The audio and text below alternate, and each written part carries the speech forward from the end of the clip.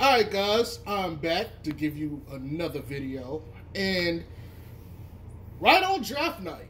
So I'm gonna go ahead and say this won't be a long video, as you can probably tell by looking at the timestamp, and that's good. I'm trying to keep my videos a little bit more compact. I've noticed that more of you guys tend to listen or to watch the videos when they're lesser in length. So I'm trying to compact them so that maybe they fit more into people's schedules versus the longer style videos until I get my podcast up and running. In the meantime, let's talk about the Bulls. Let's talk about, some of the stuff that's going on. First and foremost, I am not a draft guy. I do not watch college basketball. If you're new to my channel, let me explain why. It's just inferior basketball for me. Okay. I'd rather watch the highest level of basketball. I don't really care for, college or high school. That's not my thing. So when it comes to like breakdowns and stuff like that, that's not me. That's not what I do. And so I won't do that. I have heard, things about certain players, and I might regurgitate those talking points.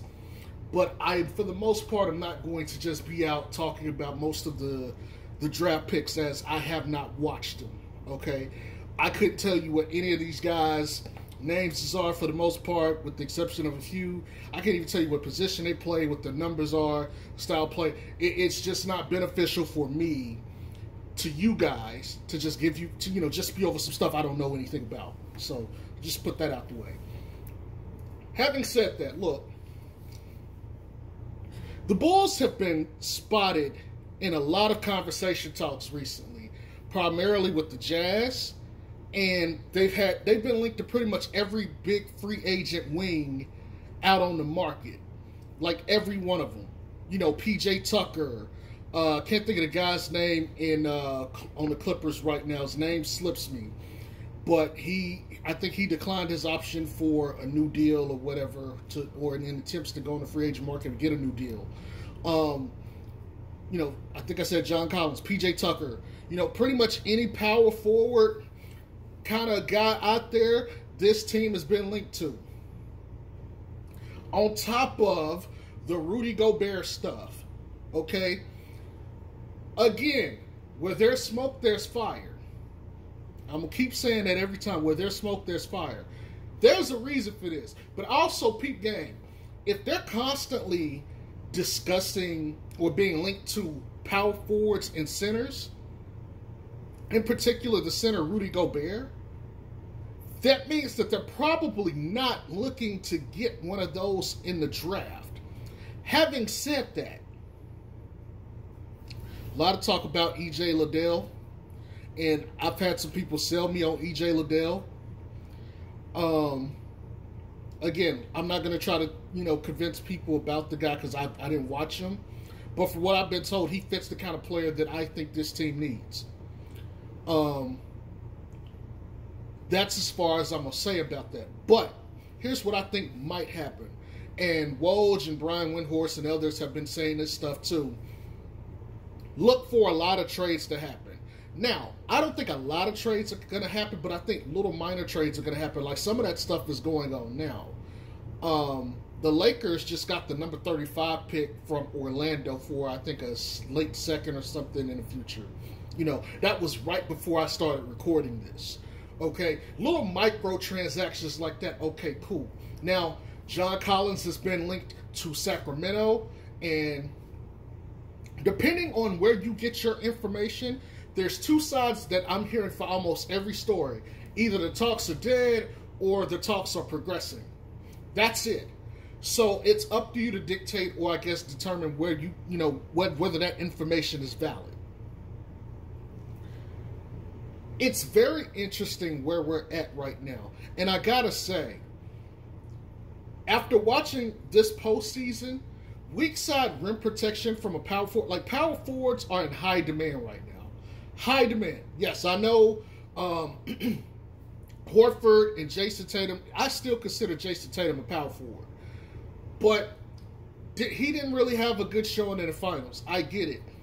But the three things that I mentioned to you guys about in the postseason: three-point shooting, defense, and rebounding. All last 4 teams had that. They had shooters, they had defense, and they had the rebounding. The Bulls sorely lacked in all of those departments, especially after the departure of Lonzo Ball. Now, you guys know my view on DeMar DeRozan. For those of you who just may have stumbled upon my channel, look. My view of DeMar is this. He does not fit the timeline. He is not necessarily the type of guy I think that this team needs long term. I would rather ship him out in a deal, give the keys on offense to Zach LaVine, and allow this team to go younger and to play faster. Same thing with Vooch. Vooch, I think he still has a lot left in the tank, and I think there's some teams that he could play well for. I just don't think it's the Chicago Bulls. As far as all that stuff is concerned, I would much rather make a deal for like DeMar DeRozan, Vooch, Ayo, and see if that will be enough to say, okay, can we get Rudy Gobert if you're going to do Rudy. I do not want DeMar and Rudy because they're going to clog the painted area, okay? Sure, other teams are not going to get anything on the interior because of Rudy Gobert. He's a generational rim protector. But on offense, DeMar DeRozan's game is going to get capped. Not just that, but Zach LaVine, when he needs to drive and attack, is going to get capped by that. The one thing that Vooch does provide is he provides a little bit of space. He forces guys to have to move around. So, you need more shooting. That's why I don't want DeMar on the team if you acquire Rudy. I think DeMar has to be in the deal. Now, I mentioned Ayo being in the deal because they need a defensive guard to pair next to Donovan Mitchell. Ayo fits that because we're not giving him Caruso, we're not giving him Zoe. Although, they do want a package centered around those two. And I've talked to some fans of the Jazz, and they would prefer a package built around Patrick Williams and Zoe over anything. That's the reluctance of a deal between the Bulls, is they don't want to insert Patrick Williams. Here's the problem. Patrick Williams is not win now yet. So you have to make a decision. If you're going to get Rudy Gobert, you're committing even harder to winning now, which means you need guys that are ready to play. He might have to get sacrificed. He might have to get sacrificed. You might have to build a package around Patrick Williams. Now, if you do that, obviously, you're going to have to keep Vooch and or DeRozan. But that's your only option, okay? And it gets to a point for me where it becomes too much after a while. I'm perfectly okay with moving Patrick Williams. However, I'm not, like I've said before, I'm not moving him for Rudy Gobert. I'm sorry. He is not the guy that I want to get for that. Now, as this pertains to other trades on the market, Kyrie Irving has until the 29th to decline his player option. There's a lot of rumblings that they're not trying to give him a full max with all the years. Or they'll give him a max, but it's got all these incentives. He's got to play a certain number of games, yada, yada, yada. Okay, fine. But the rumbling is if Kyrie decides to leave, KD will request a trade. All hell will then break loose.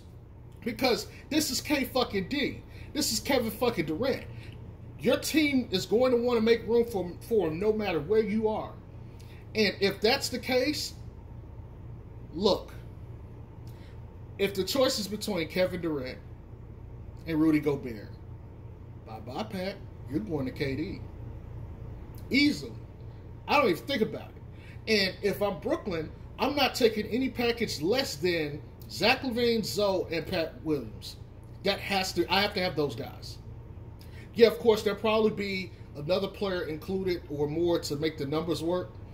But that's the package. I have to get Zoe, I have to get Zach, and I have to get Paul. That's the only way you get KD. Now, I don't like KD next to DeMar DeRozan because they're pretty much the same player. It's just it's the same thing to me as looking at like MJ and Kobe versus DeMar and KD. KD is to MJ what DeMar is to Kobe. Not to say that they're equal skill levels. No, I'm not saying that. But what I'm saying is KD is the superior everything that DeMar is. Just like MJ, to me, is the superior everything to what Kobe is. So I wouldn't want to have DeMar and KD. They're basically the same player, except KD is just better, period. And so you would have to move DeMar. You see what I'm saying? At this point, it's going to become more move DeMar, move DeMar, move DeMar. Now, I know a lot of people are fixated on keeping DeMar because of the season he had, yada, yada, yada. He turns 33 this year. He's not going to keep having seasons like that. And you drafted Patrick Williams to give him possessions to allow him to grow. With DeMar there, like Thaddeus Young said, he's not getting the opportunity, or he would not get the opportunity to, get those possessions. And it's been true. Granted, Pat missed most of the year, but even when he didn't miss and he was on the court, DeMar ate up or soaked up most of the shots. So at this point, you have a choice. You either keep DeMar and stunt Patrick Williams or trade him, or you keep Patrick Williams and move on from DeMar and allow Patrick Williams the right to grow and to, get possessions and to develop. Now, there is a situation, a scenario where they make absolutely no changes and we roll out the same starting five. And that's okay. That's a thing. But the Bulls do not want to stand pat. Why? Because you just watched the postseason. Dallas, Golden State, not Chicago, Miami, and the Celtics. Defense, defense, defense. Three-point shooting, three-point shooting, three-point shooting. Rebounds, rebounds, rebounds. Wings. Carry. Ridiculous, man. That's what the league is. And the Bulls don't have it. They have two shooting guards, and they play one at the three. If you want to be honest, they really play DeMar at the one, and they make Lonzo play the wing. But I digress. There's going to be a lot of chirping about trades and stuff. And if somebody decides to opt out of a deal, if they're power forward, you could bet your money that the Bulls are going to be linked to it. Speaking of, I also read that the Bulls are looking to move up, and they've been shopping Kobe. Great. I'm not sure how much it'll get you. Hell, Jeremy Grant just went for a late first, basically, to Portland, who, by the way, I called, if you follow me online, I called on Twitter that next guy that they were going to look to get was OG. Literally 3 hours later, the news come out that, hey, they're looking to try to get OG Anunoby. Why? Because they want the 04 Pistons. Why? Because Chauncey Billups is the coach, and they need that defense to supplement around Damian Lillard. Anthony Simons is already on the team. You got Jeremy Grant. You got Nurkic. You got Josh Hart. You got, I think the guy's name is Nasir Little. Okay, you need another wing. Somebody to go give you 18. So you need a Wiggins, basically. That's your Wiggins is OG Anunoby. And I don't think they're done. I think there's something else they want. It wouldn't surprise me to hear them go after a shooter like Luke Kennard, Duncan Robinson, Joe Harris of Brooklyn Nets. Like that, I fully expect them to go try to acquire a shooter. Speaking of which, the Bulls need to be in a market for a shooter. They really need to be in a market for a shooter. We need more shooting that doesn't come from just our starting backcourt. We need more off the bench shooting. We just need more shooting in general. And if you're going to play Rudy Gobert, you need shooters. If you somehow just trade Pat Will and a couple other pieces and you got Rudy Gobert starting, look, man, and you still got DeRozan, you're going to need as much spacing as possible. Everybody on that team is going to have to be at least 39% or above three-point shooting at bare fucking minimum when those two are on the court. Obviously, Zoe and Zach take care of that, but whoever your third guy is next to them has to be a knockdown shooter. He has to be a threat.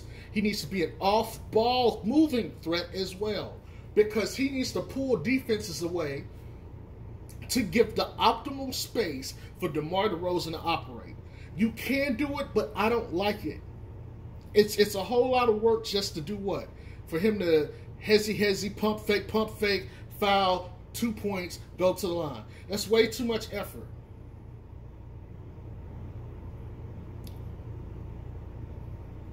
But this is where we're at. This is just my viewpoint. let me know what you guys think, man. If you see it differently, if you've heard some things that I have not talked about in here, you go ahead and let me know. That's not to say I haven't probably heard the same things as you have.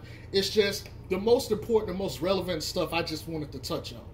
Okay, there's a lot of other stuff that I've heard in the works, but I don't want to speak on it. I don't think, to me, it's just talk. Okay, it's not enough to where I think, okay, that's something that really needs to be discussed. But the rest of this stuff is pretty much what it is. You know, I guess let me also say Mitchell Robinson is supposed to be re-signing with the Knicks. That's a thing. And there's two reports going out that on Ayton. One is that they're trying to move Ayton.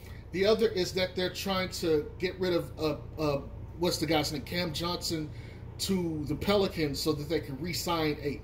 There's a lot of stuff, a lot of backstory with Ayton about what was going on during their run this year. I'm not going to get into that. Oh, by the way, there was a story about Ayton trying to go to the Pistons. Him and Cade is a thing, apparently. Who else? I guess DeJounte Murray, he's been linked to several teams. The Atlanta Hawks is one. The Atlanta Hawks are trying to make a lot of moves, and the Atlanta Hawks are really trying to get defensively better. But they really want to get off of JC because they're not happy with him, and he's not a part of their future. So they said they're definitely trying to move him before the draft. They want to get that asset so they can make that pick. And so that's where we're at. That's pretty much where we're at. You know, other than that, I don't think there's anything else left to talk about. It's all pretty much just whispers, and quite frankly, it's not worth it. Zach LaVine has been, well, the Bulls have been letting know Zach LaVine is planning to resign. Thank you, Clutch, for doing your job and distracting everybody to make sure he got his money. You did exactly what you were supposed to do. But that's pretty much it. No updates on Zoe. I mean, yeah, he's been sitting around, you know, with Jello and a couple other things. Because Jello's playing for the Triple B team at the Drew League, but that's pretty much it, man. There's nothing else out there really to discuss as far as it pertains to the Bulls. So, anyways, I hope you guys have a good one. Peace.